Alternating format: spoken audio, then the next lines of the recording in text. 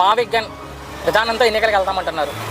Press మీట్లో మాట్లాడుతూ ఏం సార్ దాని మీద మీ అభిప్రాయం? అంటే ఓకేనండి, నేను అనేది ఏంటంటే అక్కడ 3 లక్షలు పెట్టే కన్నా ఇక్కడ 30 లక్షలతో పూర్తి అయిపోతుంది కదా అమరావతి అనేది. క్యాపిటల్కి మనకు కావాల్సింది 3 హైకోర్టు, సచివాలయం, అసెంబ్లీ ఈ 3 ఉంటే సరిపోతుంది.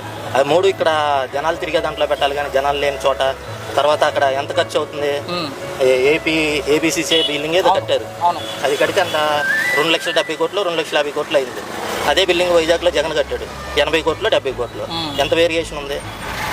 అనవసరం అండి. ఆయన ఒకటే టార్గెట్ పెట్టుకున్నాడు, అమరావతి డెవలప్ చేయాలి. ఎన్నికలకు కూడా మావిగన్ విధానంతో వెళ్తారంట. నచ్చితే మావిగన్ నచ్చిన వాళ్ళు వైసీపీ కోటేయండి, అమరావతి నచ్చిన వాళ్ళు టీడీపీ కోటేయండి అంటారు జగన్ గారు. డేరుగా చెప్పాడు కాబట్టి డేరుగా చెప్పాడు. దానివల్ల ఎంతో కొంత ఒక 5%, 2%, 1% జగన్కే మైనస్. ఎందుకంటే అమరావతి అనే దాన్ని స్టాండ్ గా తీసుకున్నాడు కాబట్టి. కానీ అయినా సరే డేరుగా వెళ్తున్నాడు, అది గొప్ప విషయం. ఎంతవరకు ప్రభావం చూపిస్తుంటారు ఇది వచ్చే ఎన్నికల్లో?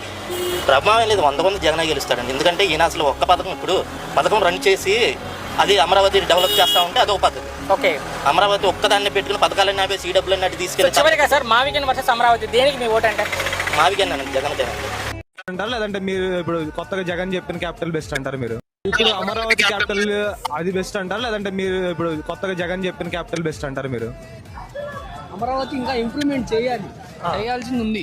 అవి ఆల్రెడీ అయినే ఉన్నాయి కదా, వీటిని వాడుకోవచ్చు కదా. చేయాల్సింది మళ్ళీ ఇంకా డబల్ ఎందుకు? ఇది రియలైజేషన్.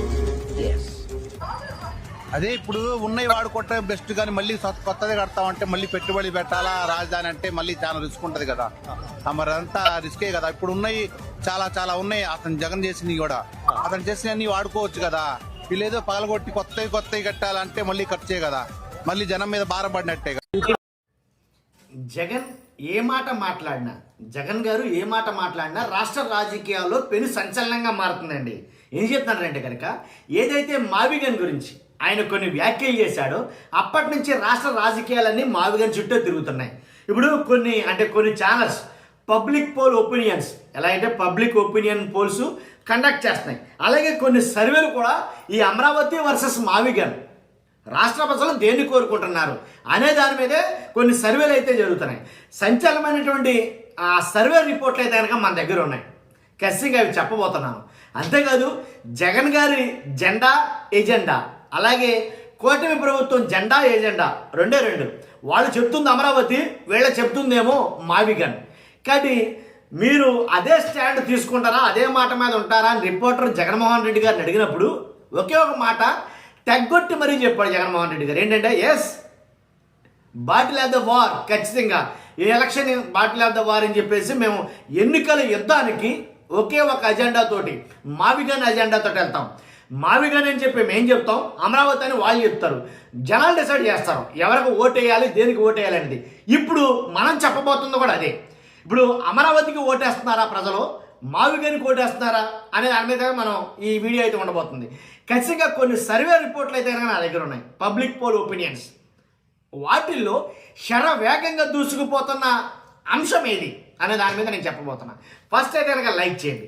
రాష్ట్ర ప్రజలందరికీ చేరాల్సినటువంటి వీడియో, మీ బాధ్యతగా మీరు లైక్ చేస్తే ఎక్కువ మందికి ఇన్ఫర్మేషన్ షేర్ అవుతుంది. కొత్తగా మన ఛానల్ చూస్తే పక్కాగా సబ్స్క్రైబ్ చేయండి. మీ అమూల్యమైన అభిప్రాయాన్ని, చాలా ఇంపార్టెంట్ ఇది ఈ వీడియోకి. ఎందుకంటే మీ అభిప్రాయం ఏంటి, మీ ఓటు దేనికి, మావిగన్క అమరావతిక మావిగన్క, మీరే డిసైడ్ చేయండి. కాబట్టి ఖచ్చితంగా కొంతమంది అయితే కనుక తమ అభిప్రాయాన్ని పంచుకుంటున్నారు. రాష్ట్ర వ్యాప్తంగా చాలామంది ప్రజల్లో చాలా ప్రశ్నలు ఉన్నాయి. వాళ్ళు చెప్పేశారు, ఎవరైతే కూటమి ప్రభుత్వ అధినాయకుడు వైఎస్ఆర్సీపీ అధినాయకుడు చెప్పేశారు ఆల్రెడీ. వాళ్ళు అనౌన్స్ చేశారు రాబోయే 2029 ఎన్నికల్లో వాళ్ళ అజెండా ఖచ్చితంగా ఒకటి మావిగన్ అయితే ఒకటి అమరావతి. కాబట్టి వాటితోనే వాళ్ళు యుద్ధంలోకి వెళ్ళబోతున్నారు. కాబట్టి 100% చెప్తున్నది ఏంటంటే, వాళ్ళు చెప్పినట్టుగానే ఇప్పుడు పబ్లిక్ కొన్ని సర్వేలు, కొన్ని టీవీ ఛానల్ సర్వేలు, కొన్ని పబ్లిక్ పోల్ ఒపీనియన్స్ అయితే తీసుకుంటున్నాయి. మరి ముఖ్యంగా దీని న్యూస్ అనుకుంటా, వాళ్ళు చెప్తుంది ఏంటంటే న్యూస్ టైం తెలుగు మీరు కూడా చెక్ చేసుకోవచ్చు. ఛానల్ పేరేది న్యూస్ టైం తెలుగులో పబ్లిక్ పోల్ ఒపీనియన్స్ ఎక్కువగా కండక్ట్ చేస్తూ ఉంటారు.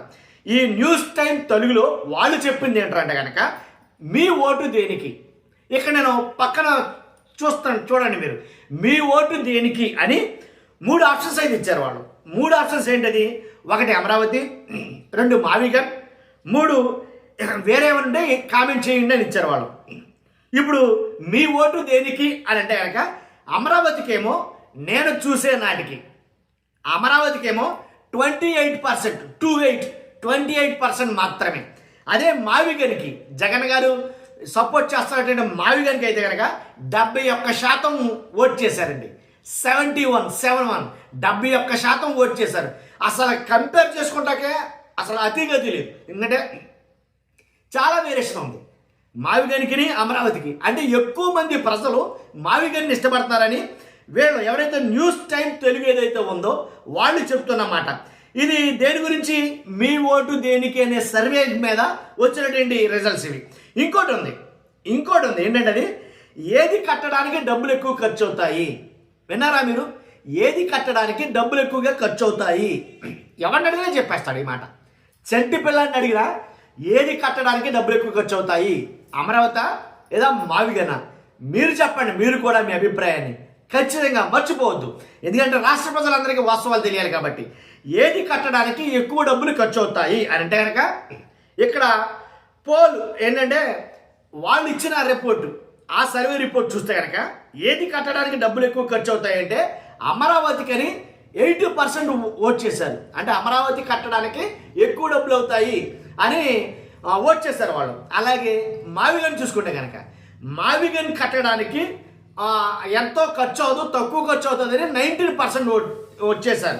కాబట్టి దాన్ని బట్టి లెక్కండి మీరు, దేనికి ఎక్కువ ఖర్చు అవుతాయి, అమరావతికి ఎక్కువ ఖర్చు అవుతాయి. వాస్తవమే కదా ఇది. కాబట్టి ఈ రకమైనటువంటి పోల్ సర్వేలు అయితే కనుక నెరవేరుస్తున్నారు. అన్నింటిలో కూడా మావిగన్ అయితే కనుక దూసుకుపోతుందని చెప్పాలి. అన్ని సర్వేల్లో కూడా మావిగన్ అయితే కనుక దూసుకుపోతుందని చెప్పాలి. ఏం చెప్తానంటే కనుక వాస్తవంగా రాష్ట్ర ప్రజలందరూ ఆలోచించుకుంటారండి. ఈ రోజున జనం ఎలా ఉన్నారంటే, ప్రజలు ఎలా ఉన్నారంటే, ఒక ఫ్యామిలీని రన్ చేయాలంటే బడ్జెట్ వేసుకుంటారు.